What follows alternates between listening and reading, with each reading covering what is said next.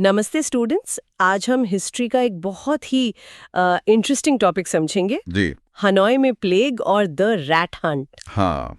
अब ये टॉपिक शायद पहली बार में थोड़ा कंफ्यूजिंग लगे, लेकिन हम इसे स्टेप बाय स्टेप समझेंगे। बिल्कुल और ये कहानी सिर्फ बीमारी के बारे में नहीं है।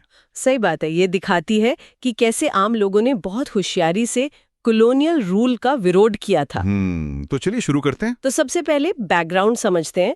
वियतनाम पर फ्रेंच का कब्जा था जी। और उन्होंने हनोई को एक मॉडर्न, एक सुंदर शहर बनाने की कोशिश की। लेकिन यहाँ एक प्रॉब्लम थी। हाँ, शहर 2 हिस्सों में बटा हुआ था। मतलब कैसा बंटवारा? एक था फ्रेंच हिस्सा, जी। जहाँ चौड़ी सड़कें, सुंदर इमारतें और सबसे इम्पोर्टेंट एक बहुत ही मॉडर्न सुएज सिस्टम था। और दूसरा हिस्सा? दूसरा था नेटिव क्वार्टर, मतलब आम वियतनामी लोगों का इलाका। जहाँ जाहिर है कोई मॉडर्न फैसिलिटीज नहीं होंगी। बिल्कुल नहीं। वहां से सारा कचरा और गंदा पानी या तो नदी में जाता था या फिर सड़कों पर ही बहता था। अच्छा, एग्जाम पॉइंट ऑफ व्यू से मुझे लगता है ये इम्पोर्टेंट है। हाँ, ये बहुत इंपॉर्टेंट है।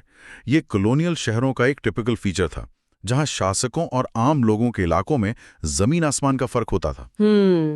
तो अब कहानी में प्लेग कैसे आया? अब यही एक मजेदार मोड़ आता है। जो मॉडर्न सीवर सिस्टम फ्रेंच लोगों ने अपनी सुरक्षा और सफाई के लिए बनाया था, हाँ? वही उनके लिए मुसीबत बन गया। कैसे? ये जो बड़े बड़े सीवर पाइप्स थे, वो चूहों के लिए एक परफेक्ट ब्रीडिंग ग्राउंड बन गए। ओह, और आने जाने का रास्ता भी। एग्जैक्टली। चूहे इन पाइप्स के जरिए बहुत आराम से पूरे शहर में घूमने लगे और सीधे फ्रेंच लोगों के घरों तक पहुंच जाते। तो इसका नतीजा ये हुआ कि 1903 में हनोई के उसी मॉडर्न फ्रेंच हिस्से में ब्यूबोनिक प्लेग फैल गया। मतलब जिस सिस्टम पे उन्हें इतना गर्व था, वही बीमारी की जड़ बन गया। जी। तो प्लेग को रोकने के लिए फ्रेंच ने 1902 में एक रैट हंट प्रोग्राम शुरू किया। Rat Hunt? ये क्या था? प्लान बहुत सिंपल था। वियतनामी लोगों को काम पर रखा गया और उन्हें हर चूहे को पकड़ने के लिए पैसे दिए जाते थे, एक बाउंटी। और सबूत के तौर पर क्या दिखाना होता था? सबूत के तौर पर उन्हें सिर्फ चूहे की पूंछ दिखानी होती थी।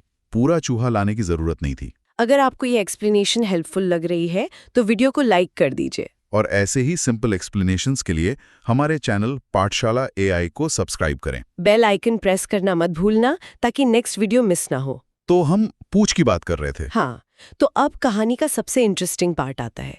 वियतनामी कामगारों ने क्या किया? उन्होंने इस मौके का फायदा उठाने का एक बहुत ही अनोखा तरीका निकाला। क्या? उन्होंने चूहों को मारने के बजाय सिर्फ उनकी पूंछ काटकर अधिकारियों को सबूत के तौर पर दे दी। और चूहे को जिंदा छोड़ दिया? हाँ बिल्कुल। और ऐसा क्यों किया? लॉजिक बहुत सिंपल था। जिंदा चूहे और बच्चे पैदा करेंगे, जिससे उन्हें और पूंछें मिलेंगी और उनकी कमाई होती रहेगी। ये तो कमाल की तरकीब थी। और तो और कुछ लोगों ने तो पैसे कमाने के लिए घर पे चूहे पालना भी शुरू कर दिया था। सच में? घर पे चूहे पाल लिए? जी हाँ, इसे ही एवरीडे रेजिस्टेंस कहते हैं। मतलब रोजमर्रा की जिंदगी में छोटे छोटे तरीकों से गुलामी का विरोध करना। बिल्कुल। बिना कोई हथियार उठाए, बिना कोई बड़ी लड़ाई लड़े। तो आखिर में क्या हुआ? फ्रेंच लोगों का रिएक्शन क्या था? आखिर में फ्रेंच लोग इस चालाकी से हार गए और उन्हें ये पूरा प्रोग्राम बंद करना पड़ा। हाँ, उन्हें बंद करना पड़ा। वो अपनी बनाई स्कीम में फंस गए थे। So let's quickly revise what we learn today. Simple शब्दों में, फ्रेंच लोगों ने हनोई में जो मॉडर्न सीवर सिस्टम बनाया, वही प्लेग फैलने का कारण बना। और इस प्लेग को रोकने के लिए शुरू किया गया रैट हंट प्रोग्राम। वो वियतनामी लोगों की होशियारी की वजह से पूरी तरह फेल हो गया, क्योंकि वो पूंछ दिखाकर चूहों को जिंदा छोड़ देते थे। ये कॉलोनियल रूल के खिलाफ एक एवरीडे रेजिस्टेंस का बेहतरीन एग्जाम्पल है। बोर्ड एग्जाम्स और UPSC जैसे कम्पिटिटिव एग्जाम्स में इस तरह के एग्जाम्पल से आंसर में काफी वैल्यू ऐड होती है। जी बिल्कुल।